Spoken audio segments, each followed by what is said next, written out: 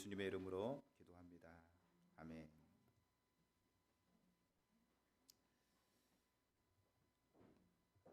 그리고 관계의 중심전도 수요일 날 지금 살펴보고 있습니다. 오늘 11장 페이지 수로 168장입니다. 페이지 수로 168장.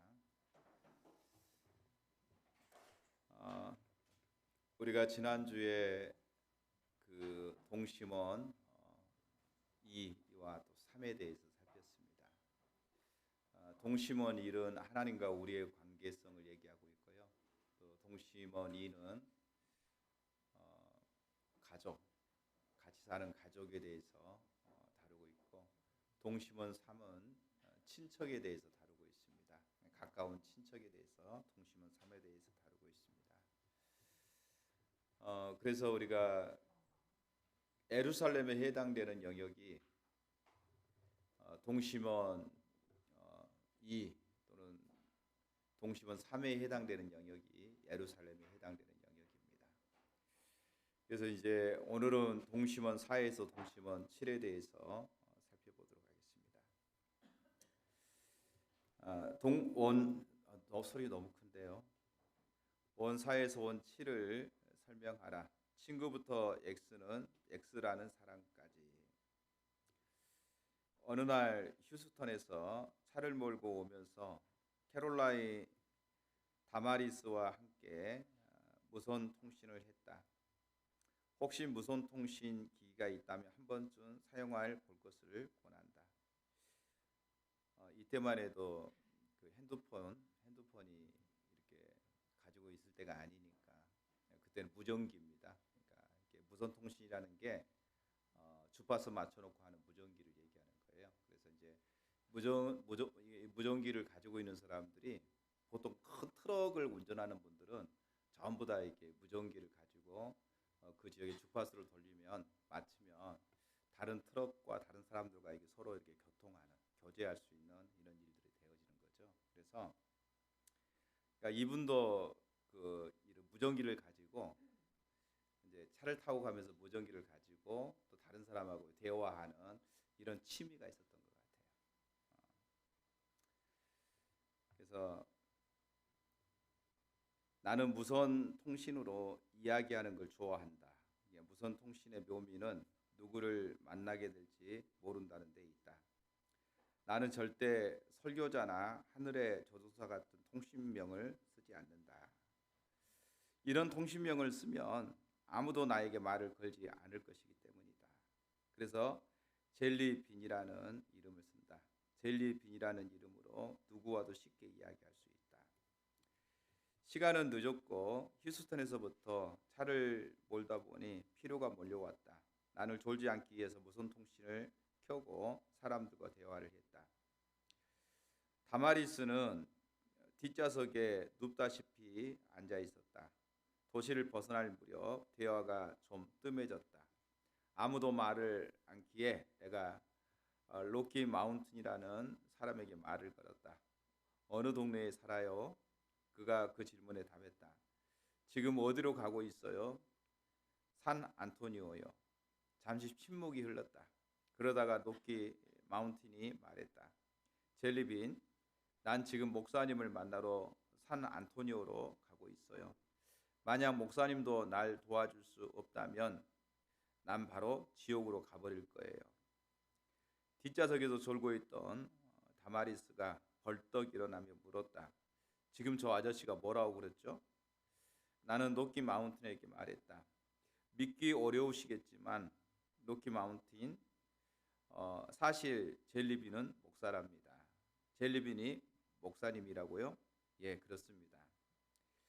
괜찮으시다면 함께 이야기를 나눴으면 좋겠군요. 결론부터 얘기하면 우리는 다음 휴게소에서 만났고 내가 그의 차에 옮겨 탔다. 우리는 20분 남짓한 시간 동안 이야기를 나누었고 결국 그는 그리스도를 영접했다. 그들을 어디서 만나게 될지 우리는 절대 알 수 없다. 결코 알 수 없다. 그저 성령님이 그들을 우리에게 이끌어 주시면 만나게 되는 것이다. 하지만 그들은 분명 어디선가 아파하고 있다. 굶주려 있다. 이 세상이 그들의 아픔에 개의치 않는다는 것도 알고 있다. 나는 이 땅에서 다시는 로키 마운틴을 만날 수 없을 것이다.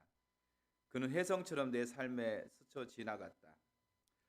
로키 마운틴처럼 당신에게도 다시는 보지 못할 누군가가 있다. 그리고 하나님은 그 사람들에게 대해 당신에게 책임을 물으신다. 당신이 쓰임 받을 준비가 되어 있기를 바라신다.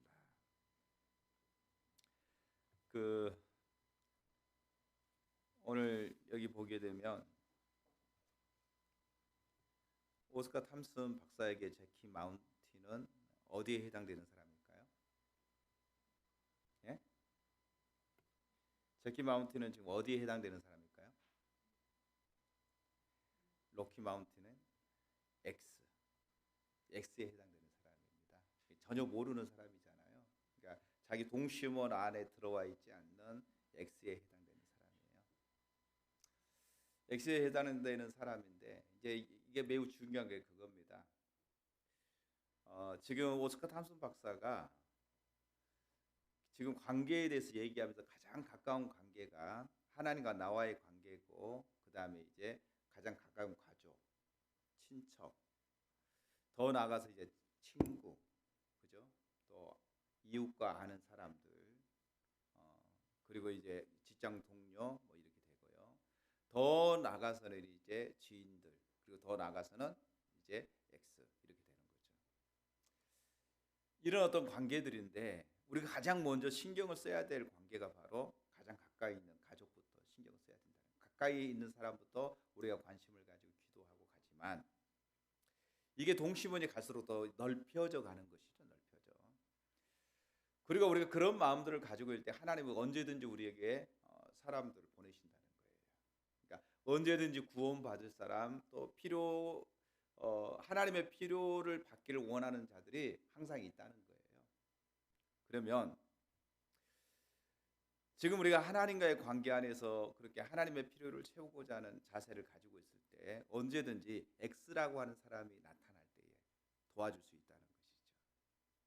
도와줄 수 있다는 거예요.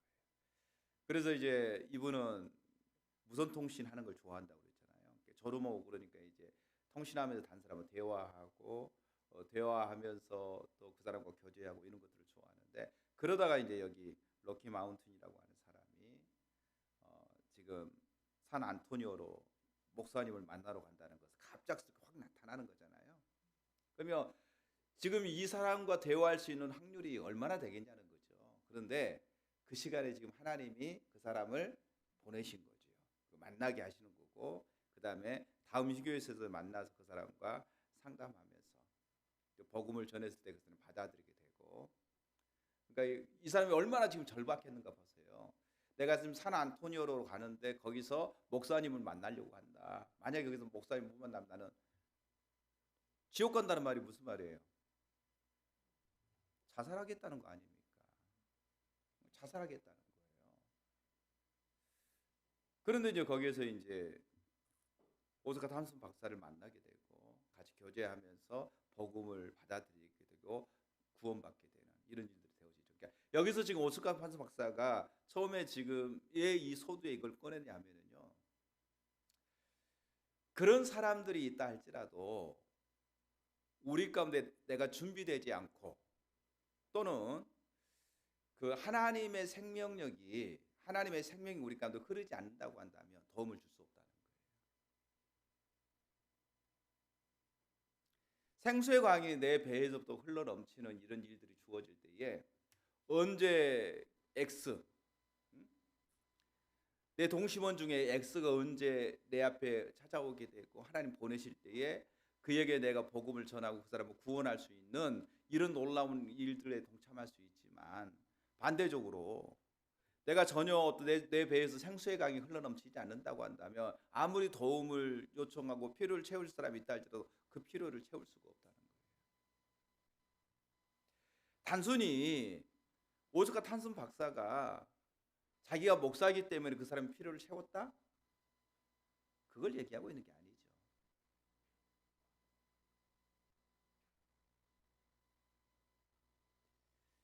하나님의 생명이 그가 지금 함께하고 있기 때문에 그의 필요를 채워줄 수 있었던 거예요.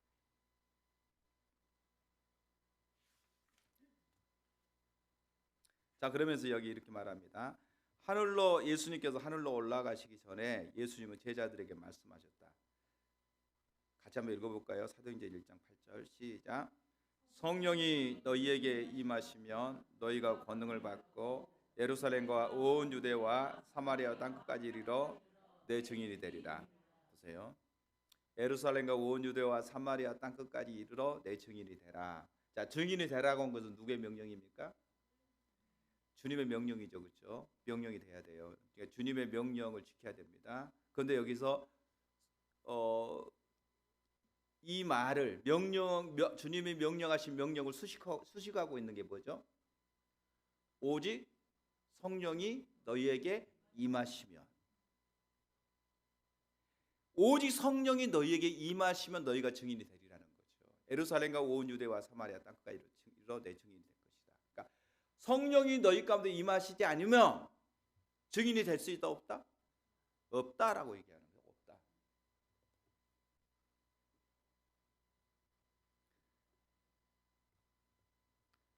로키 마운튼이라고 하는 사람은 절박한 사람입니다. 사느냐 죽느냐라고 하는 그런 갈림길에 있는 사람입니다. 그러면 그 사람을 돕기 위해서는요, 성령님의,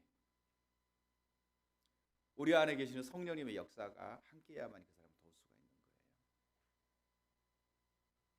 그게 안 되면 도움을 구하는 사람들이 많이 있지만 결론적으로 그 사람을 도와주지 못해요. 설득을 시키려고 노력은 하겠죠. 예를 쓰겠죠. 근데 끝내는 뭔지 하면은 그 사람을 회복시키는 일은 불가능합니다. 마가복음 9장에 예수님이 변화산에 올라갔을 때 올라갈 때에 세 명의 제자를 데리고 올라가잖아요. 베드로와 요한과 야고보를 데리고 변화산에 올라갑니다. 그 나머지 제자들은 이제 그 밑에 이렇게 기다리고 있는 거예요. 그때에 어떤 아버지가 자기 아들이 귀신 들려가지고 물에도 넘어지고 불에도 넘어지는, 다른 말로 하면은 간질하는 그 아이를 데리고 이제 예수님의 소문을 듣고 찾아오는 거예요. 그리고 이때 밑에 예수님의 제자가 있습니다. 예수님께 제자 와서 이렇게 말합니다. 이 아이 좀 고쳐주십시오. 제자들은 예수님으로부터 제자들은 12제자만 있겠어요? 12제자가 있고 70인 제자가 있고 이런 제자들이 같이 있는 거죠. 그 전에 주님으로부터 그들이 권세를 받아가지고 주님의 이름으로 둘씩 짝지어서 다른 마을로 가서 그들이 아픈 사람들에 대해서 기도하고 또 귀신 들린 자의 귀신에게 축사하면 귀신 떠나가고 또 병든 자가 고침을 받고 이런 것들을 경험했단 말이죠. 그러니까 그 아이가 오니까 2명만 있는 게 아니라 지금 많은 사람들이 있기 때문에 우리가 기도하면 이 아이가 충분히 치료되고 건강할 것이다라고 생각한 거예요. 그리고 이 아이에 대해서 이제 기도하는 거예요. 또 예수님의 이름으로 선포했습니다. 근데 귀신이 안 나가. 아이가 여전히 치료가 안 돼.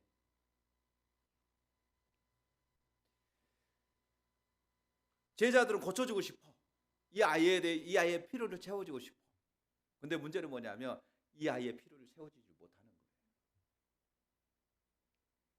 시간이 많이 흘러가지만 이 아이의 필요를 채워주지 못하고 그 다음에 누가 와요? 이제 예수님의 변화산에서 내려와서 오는 거죠. 그때 이 아이의 아버지가 예수님께 이렇게 말합니다. 예수님이 무슨 일이냐? 예수님이 이렇게 물었을 때에 이 아이의 아버지가 내 아들이 이런 상황에 있는데 지금 이런 병이 있어서 당신의 제자들에게 데리고 왔는데 당신의 제자들이 고치지 못했습니다. 당신은 할 수 있으면 내 아들 좀 고쳐주십시오. 이렇게 얘기하죠. 그때 예수님이 그 아버지에게 말합니다. 할 수 있거든이 무슨 말이냐? 믿는 자에게는 능치 못할 일이 없느니라. 이렇게 말하면서 예수님이 귀신을 꾸짖어요. 귀신이 떠나가고 아이가 깨끗함을 받는 역사가 주어집니다. 제자들이 한적한 곳에 갔을 때에 예수님께 묻습니다. 선생님, 우리는 왜 그 귀신을 쫓아내지 못했습니까? 우리는 왜 그 아이를 고쳐주지 못했죠? 라고 물어보죠. 그때 예수님께서 제자들에게 하신 말씀이 이렇게 말합니다. 이런 유의 것, 이런 유의 것은 기도 외에는 없다, 이렇게 말하죠. 그러니까 여기서 이제 부흥에서 보게 되면 로이드 존스 목사님 부흥이라고 하는 책에 제1단에 보면 부흥의 긴박성에 대해서 얘기하면서 이렇게 말합니다. 이런 유의 것에 대해서 얘기합니다. 그러니까 이런 유의 것은, 그러니까 이런 유라고 하는 건 뭐냐면요, 각각 그 상황이 다르다는 거예요. 영향력이 다르다는 것을 얘기하고 있어요.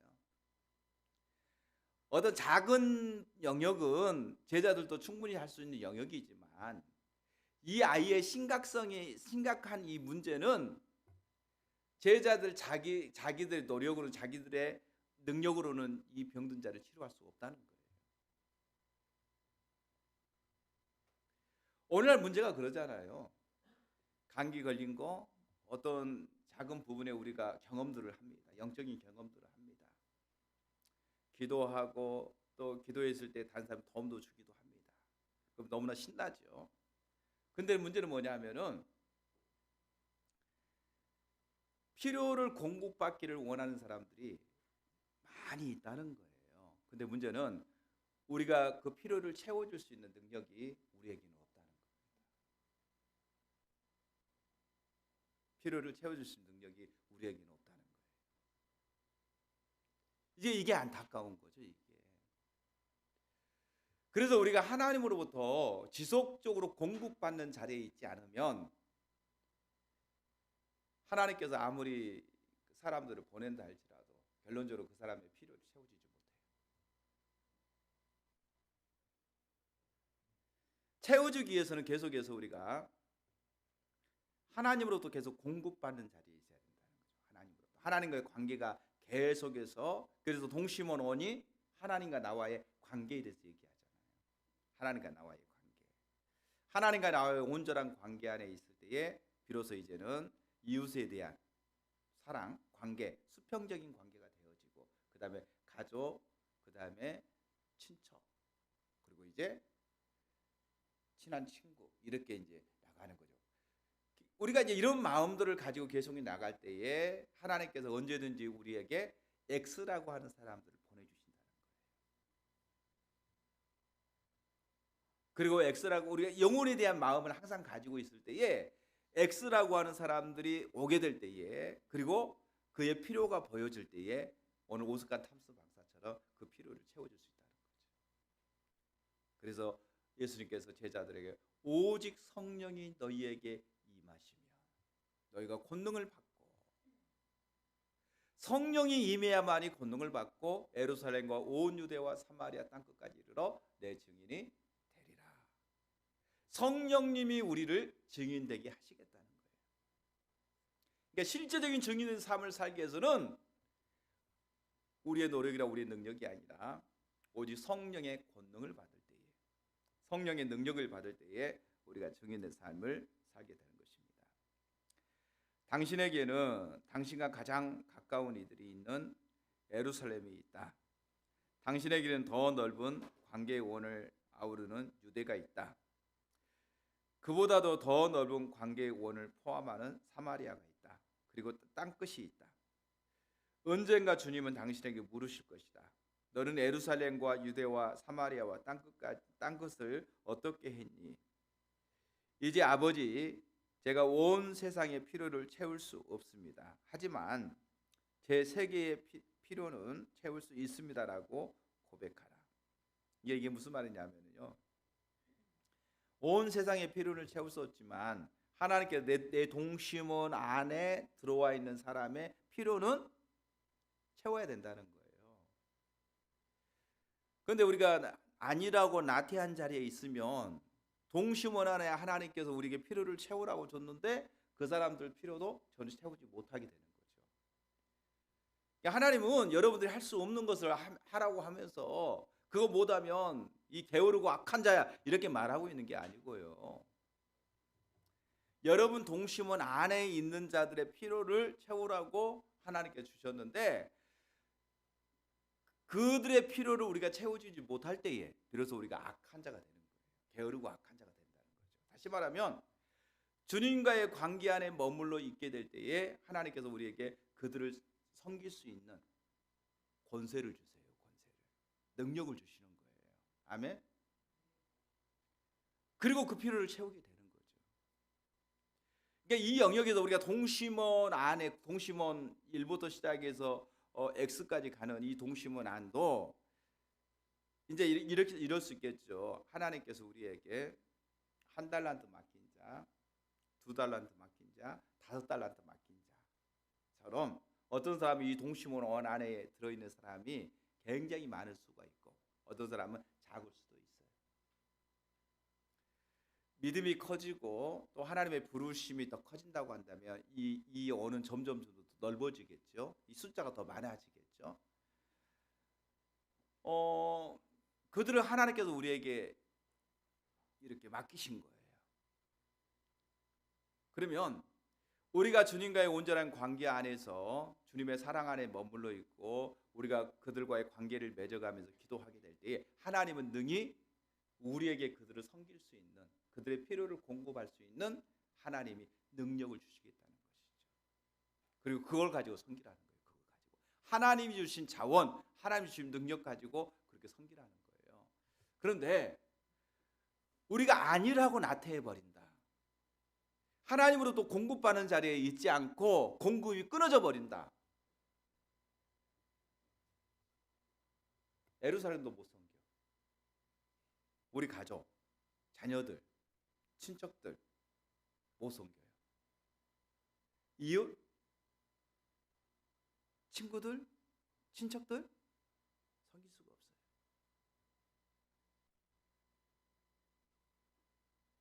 그러면 이게 뭐가 되느냐? 게으르고 악한 자가 되는 거예요.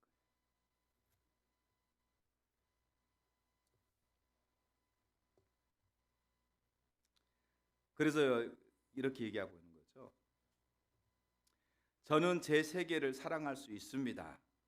제 예루살렘의 필요를 채울 수 있습니다. 주님이 제 삶에 폭탄을 떨어뜨려 주셔야 할지도 모릅니다. 하지만 주님이 저를 사마리아로 저의 땅끝까지 보내실 줄로 믿습니다라고 고백하라. 그러니까 여러분들이 입을 넓게 열라. 10개 늘면 하나님께 채우리라. 이렇게 말하는데 그 뭐 입을 넓게 열라 이렇게 말하니까 마치 우리가 그것을 세속적인 것으로 세상적인 어떤 복으로만 이해할 게 아니라 입을 10개 열라 이 말은 다시 말하면 주님 안에 우리가 그렇게 머물러 있고 더 그 하나님의 은혜 가운데 머물러 있게 될 때에 하나님께서 우리에게 맡기시는 영혼들이 더 커져가는 것을 얘기하는 거죠. 그러니까 예루살렘뿐만 아니라 더 나가서 온 유대와 사마리아와 땅끝까지, 땅끝까지 그리스도의 증인된 삶을 살 수 있도록 입을 넓게 열어야 된다는 거죠.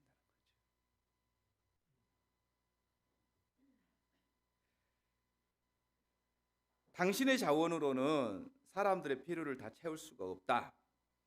당신의 자원으로는 부족하다. 하지만 예수님의 자원으로 사람들의 모든 필요를 채울 수 있다. 하나님 더하기 당신의 답은 언제나 충분이다. 당신의 자원으로는 사람들의 필요를 채울 수가 없습니다.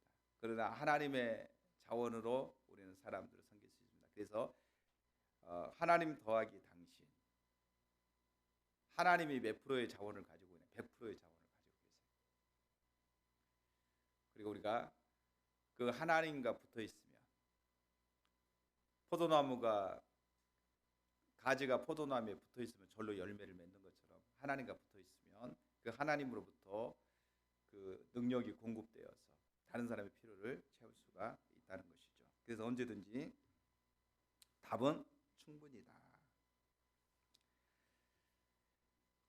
우리가 원사에 대한 설문입니다. 가까운 친구입니다. 쭉 한번 읽어보도록 하겠습니다. 원사는 친한 친구들로 구성된 원이다.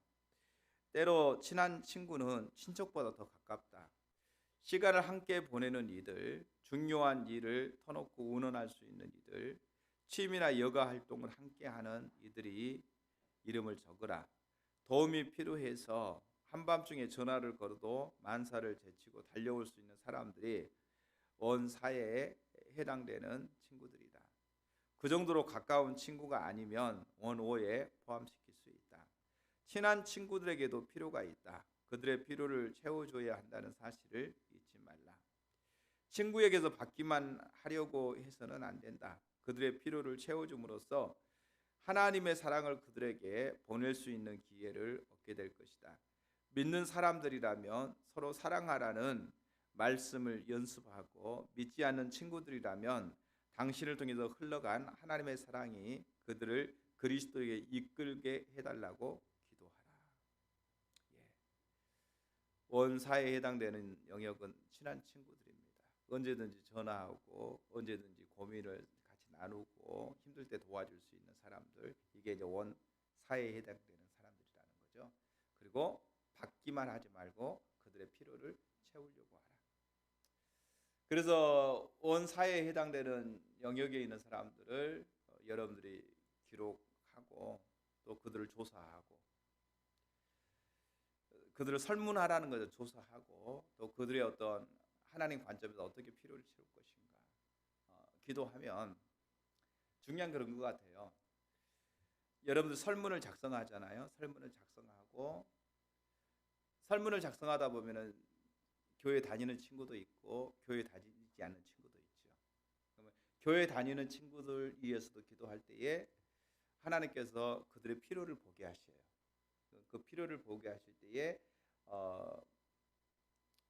보이게 하신 그것을 이제 기도하면서 또 하나님의 또 필요를 보이시면 우리가 순종함으로 또 동참하게 되고, 또 믿지 않는 친구들이 있다면 믿지 않는 친구들을 위해서 기도하게 될 때에 하나님께서 또 그에 대한 필요를 보이게 하실 때에 그걸 놓고 기도하고 또 그 관계를 맺어가게 될 때에 중요한 건 그거예요. 작은 부분에 우리가 순종하고 나가다 보면 누가 일하시냐면 하나님이 일해 가시는 거예요. 하나님이. 그러니까 결론적으로 우리는 뭘 보느냐면요, 우리는 별거 한 게 없는데 하나님이 그 마음을 바꾸시는 거예요. 그를 감동시키는 거예요. 이상한 거죠. 우린 별거 다 안 했어. 기도하고 주님 말씀하신 대로 순종하고 따라갔어. 예전엔 인간적으로 참 잘해주고 친하게 지내고 인간적으로 굉장히 잘 지냈는데도 안 됐는데, 주님의 방법을 따라서 기도하고 설문 묵상하고 기도하고 또 주님 말씀하신 대로 순종하고 나갔더니 하나님께서 일하고 계시는 것을 보는 거예요. 하나님이.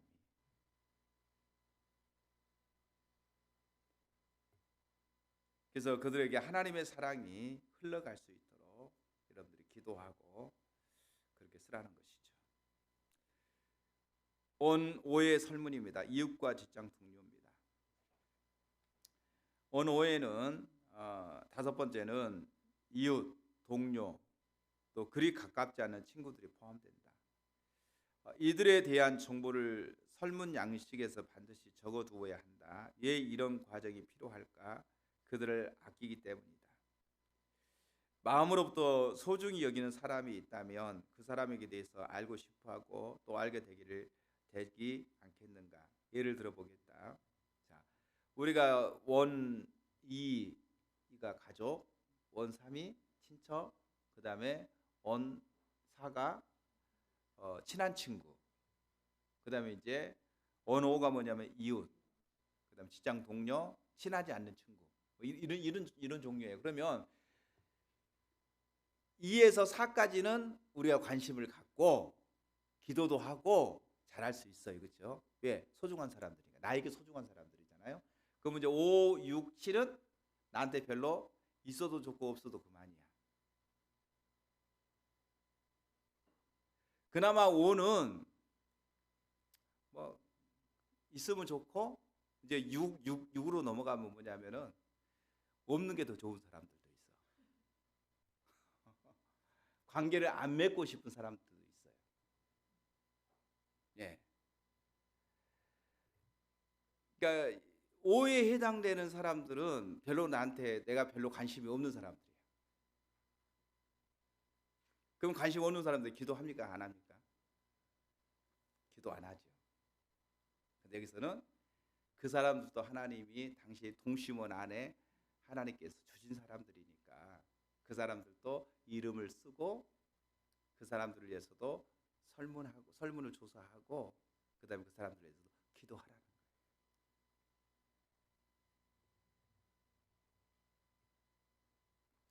근데 이제 제가 볼 때는 그런 것 같아요.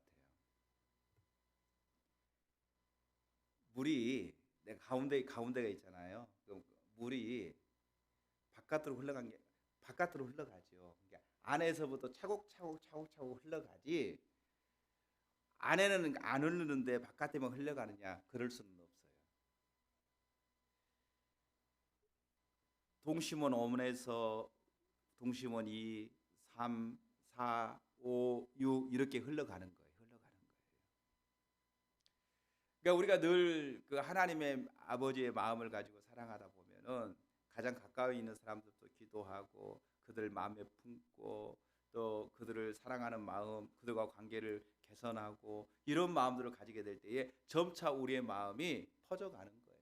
그러다 보면 소중히 여기지 않았던 사람들, 친하지 않았던 사람들, 이웃들 이들에 대한 마음도 우리에게 부어지는 겁니다. 그들에 대한 마음도 하나님이 부어지고 그 영혼들의 소중성도 깨달아지고 이러면서 그들에게도 점차 영향력이 퍼져가는 그런 일들이 주어지는 거죠. 그러니까 동심원에 놓고 기도하는 거예요. 하다 보면은 이게 점차적으로 퍼져가서 그들에게도 하나님께 퍼져가면은 이제 어떻게 되느냐면은요, 하나님께서 그들과 관계를 맺을 수 있도록 하나님께서 일하시는 일들이 하나님의 어떤 계획하시고 일하시는 일들이 주어지는 거예요. 예전에는 그냥 무관심에 예전 같은 경우는 지금은 더더욱 우리가 개인주로 흘러가다 보니까요, 이웃과의 관계가 잘 안 돼. 친하지 않는 사람들하고요, 연락 두절하고 연락도 안 하고 친구지만 연락도 안 하고 관계를 안 맺고 너는 너 나는 나 이렇게 모른 채 살아가는 일들이 굉장히 많아요. 그죠? 아니 지금은 친척들도 잘 안 만나는데 우리가 굉장히 개인주의잖아요. 지금 개인주의.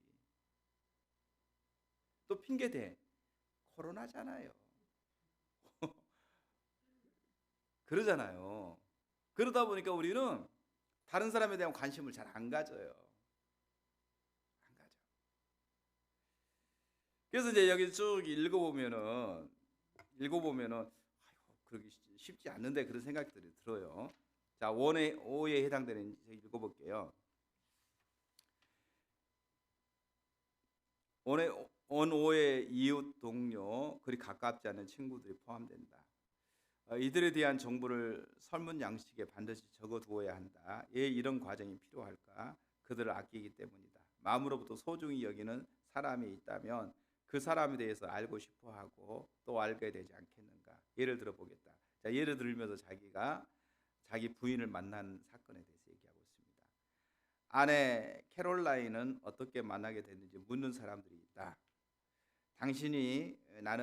나는 미혼에 아직 신학대학원 졸업장도 없는 데다 뭐 하나 제대로 갖춘 적이 없는 27살의 텍사스 세킨 제일 침례교회 목사였다.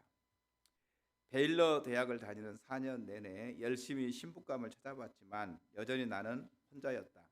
하루는 신실한 감리교 평신도 친구가 사무실에 들려달라고 전화를 했다. 침례교인 가정 신방 문제로 나와 상의하고 싶다는 것이었다. 다음날 그 친구의 사무실에 들어가는 길에 나는 그의 비서와 마주쳤다. 그 비서가 누구일까? 바로 캐롤라인이었다. 그녀가 앉은 자리 바로 앞에서 나는 사무실 바깥문을 열고 들어가 앞문 앞까지 가는 짧은 시간 동안 의자에 걸려 허둥거리다가 쓰레기통을 넘어뜨리고 책상 위에 전화기를 떨어뜨리는 총국을 벌였다. 예, 정신 나갔었죠. 여자의 눈이 가가지고 정신이 없었어요. 그 소동의 비전 끝에 마침내 친구의 사무실에 들어갔을 때 친구는 그 가족의 이름이 적힌 종이를 내게 건넸다. 그리고 나는 친구에게 말했다. 아니 잠깐만. 그 가족에 대해서는 잠시 후에 얘기하기로 하고, 대체 밖에 있는 저 미인이 누군가. 이후 3주 동안 나는 FBI 버금가는 탐색 작업을 벌였다. 나는 그 여인의 모든 걸 알고 싶었다. 정보를 수집한 후에는 전략을 수립했다. 누군가의 마음을 쓰고 하나님의 당신을 통해서 사람을 돌보기 원하시면 그에 대해 더 많이 알고 싶어진다. 그러니 설문을 작성해라. 마음이 드니까 그때부터 이제 설문 누군지 애인은 있는지 없는지 열심히 조사를 하는 거죠. 그리고 작전을 세워가지고 꼬시는 거죠. 마치 그런 것처럼 그렇게 하라는 거예요. 설문을 작성하고 관심을 가지고 기도하면서 작전을 세워서 접근하라는 거죠. 자, 자기가 자기 아내를 처음 만났을 때에 뿅 가가지고 설문을 작성하고 작전을 세워가지고 접근해 가는 것처럼 이웃에게도 그렇게 하라는 거죠. 도시에서 이웃과 이웃 사촌으로 지내기가 점점 더 어려워지고 있다.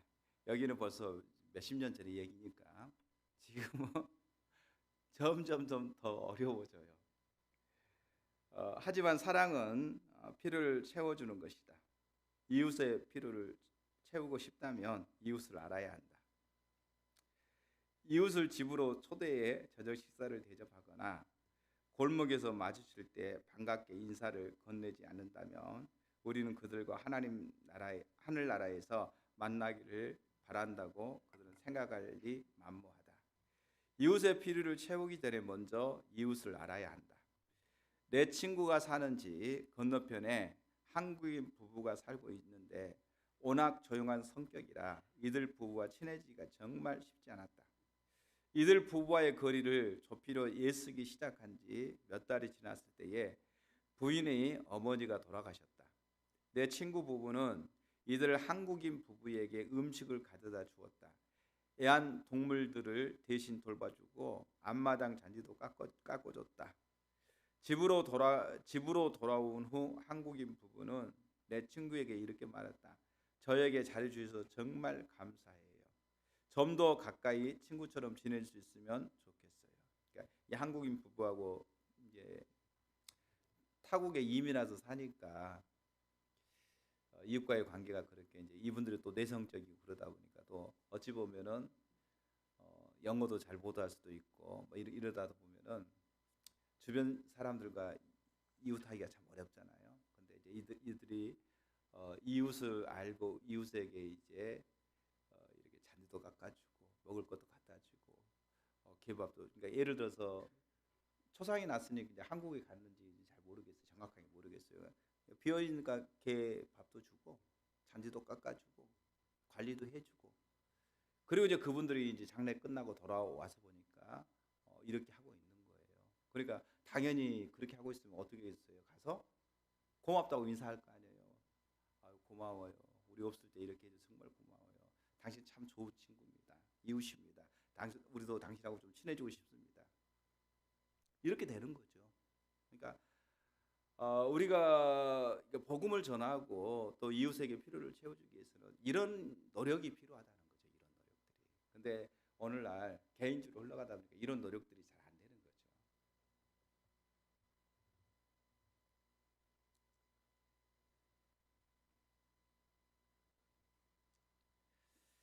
자신들에게 사랑을 보여준 사람이 전하는 복음의 길을 기울일 준비가 된 것이다. 사랑은 어디든 우리가 처한 자리에서 필요를 채워주는 것이다. 하지만 당신의 세계를 취해 주님께 돌리고자 한다면 먼저 주님을 향해 새롭고 신선하고 흔들림 없는 사랑이 있어야 한다. 더욱더 자신을 헌신하고 내려놓아야 한다. 그러니까 우리가 그 이웃에게 사랑을 전하고 복음을 전하기 위해서는 자기를 부인해야 돼요. 자기 시간을 내려놔야 되고요. 내 시간이 소중한데 내 시간을 내려놓고 그 시간에 주님의 말씀 앞에 순종함으로 이웃에게 사랑을 베푸는 거죠.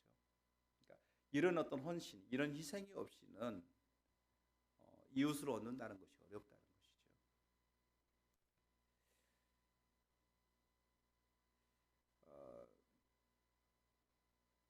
몇 년 전 죽음의 문 앞에 섰을 때 주님이 내게 결코 잊지 못할 한 가지를 가르쳐 주셨다. 죽음이 코앞에 닥친 상황에서 나는 얼마나 오래 사느냐가 아니라 어떻게 사느냐가 중요하다는 것을 깨달았다. 무드셀라는 969년을 살았고 노아의 홍수 때 죽은 것으로 추정된다. 그의 아버지 에녹은 365년을 살았다. 에녹이 하나님과 동행하더니 하나님이 그를 데려가심으로 세상에 있지 아니하였더라. 창세기 5장 24절에 그렇게 얘기하고 있죠. 둘 중 어떤 사람이 되고 싶은가? 하나님의 인도하심을 따르라. 그래야 하나님께 가치 있는 인생이 될 뿐 아니라 당신도 충만함을 누리는 삶을 살라. 무드셀라처럼 969년을 살기를 원하는지 아니면 에녹처럼 300년간 365년 했는데 365년간 평생에 하나님과 동행하다가 하나님이 그를 데려가시더라. 이렇게 하나님의 은혜가 충만한 삶을 살든지 어떻게 살게 되냐 이 말이죠.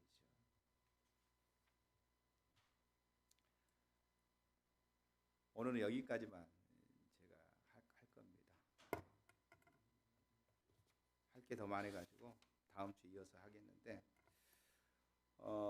우리가 이웃을 동심원 그 5에 해당되는 영역, 4와 5에 해당되는 영역 이렇게 우리가 섬기기 위해서는요. 4가 그러니까 우리가 2와 3과 4는 계속 내게 소중한 사람들이에요. 가족, 친척, 그다음에 친한 친구들. 그래서 항상 우리 마음속에 있는 사람이야. 마음속에 가까이 있는 사람들이에요. 그래서 당연히 기도하고 또 뭔가 도움을 주려고 하고 이런 부분들이 있죠. 그렇지만 인간적으로 가깝고 뭔가 도움을 주기를 원하지만 그러나 실제적으로 그들의 어떤 가장 소중한 것은 우리가 도와줄 수가 없어요. 도와줄 수가 없어요. 주님이 그들을 도와줄 수가 있어요. 그러니까 주님이 누구를 통해서 도와주냐면요, 우리를 통해서 도와주는 거예요. 나를 통해서 도와주는 거예요. 그러기 위해서는 우리가 주님으로부터 공급받는 자리에 있어야 돼요. 주님으로부터 주님과의 관계 안에서 우리가 공급받는 자리에 있을 때에 성령에 충만하고 하나님 은혜 가운데 있을 때에 그들에게 정말 그 무엇보다도 소중한 것들을 도울 수 있는 그 자리에 우리가 쓸 수 있습니다. 그리고 이제 그들만이 소중한 것이 아니라 그런 마음을 가지고 우리가 살아가게 될 때에 예루살렘과 온 유대까지 이제 이렇게 친한 친구까지 유대라고 하는데 더 나가서 사마리아. 자, 사마리아에 있는 자들에게 이제 우리의 마음이 거기에 가는 거예요. 사마리아에. 유대인뿐만 아니라 더 나가서 사마리아 사람들도 소중히 여기고 사마리아에 있는 사람들에게도 이 선한 영향력을 끼치는 자리로 가게 되는 거죠. 그러니까 마음이 가는 거죠. 마음이 가기 때문에 그들을 위해서 기도하고 또 그들을 위해서 내가 시간을 쓰고 물질을 쓰고 또 그들을 위해서 내가 하나님의 사랑을 그들에게 나누고 이런 일들이 되어지는 거죠. 그러니까 하나님께서 그 마음을 갖도록 하시는 거예요. 그러니까 에루살렘과 유다에 내가 그런 어떤 마음들이 없다고 한다면 사마리아요 관심도 없어요. 더 나아가서 땅끝이요 전혀 관심 없는 것이죠. 전혀 관심 없는 겁니다. 그래서 저와 여러분이 그렇게 주님 안에 머물러 있을 때에 이제는 하나님께서 내게 가족, 친척, 친한 친구 이런 사람들을 하나님이 우리에게 부지셨어요. 그리고 그들을 위해서 우리가 기도하도록 그들을 섬길 수 있도록 그들에게 사랑은 필요를 채우는 거라고 했는데 그들의 필요를 채우도록 하나님이 우리를 부르셨어요. 그래서 우리 각자는요 서로 필요를 채워주는 역할이 돼야 됩니다.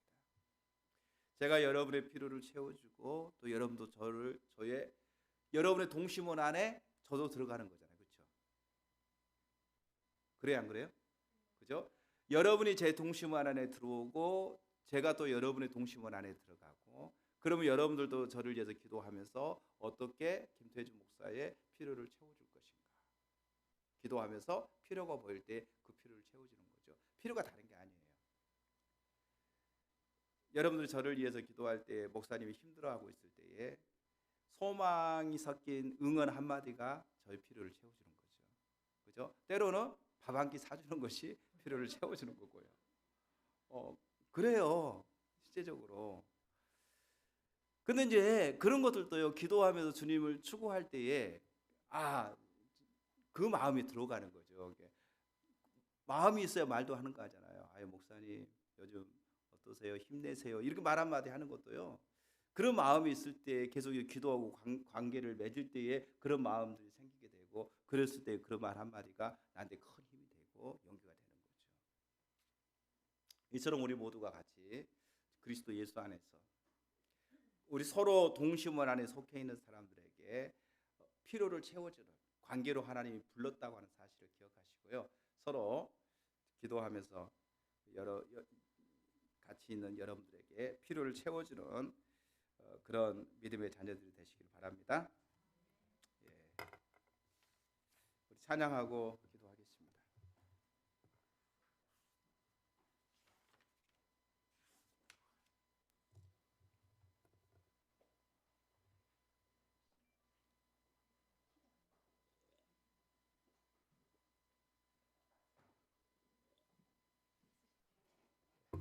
나 약해 있을 때도 그 찬양할까요?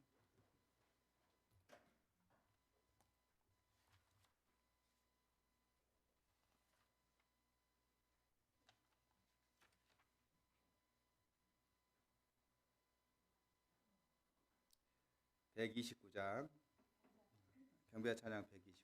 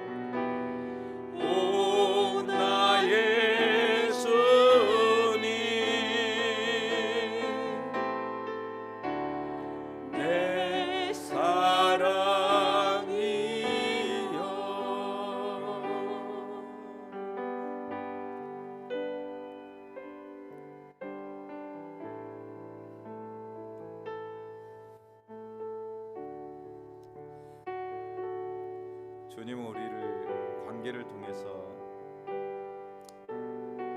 필요를 공급해 주라고 말씀하고 있는데 오늘날에는 참으로 관계가 많이 깨져 있는 모습을 보게 됩니다.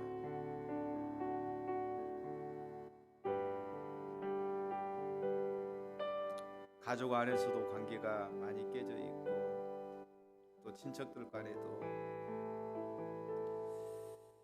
관계가 깨졌다는 것은 서로 싸웠다는 것이 아니라 관심이 없는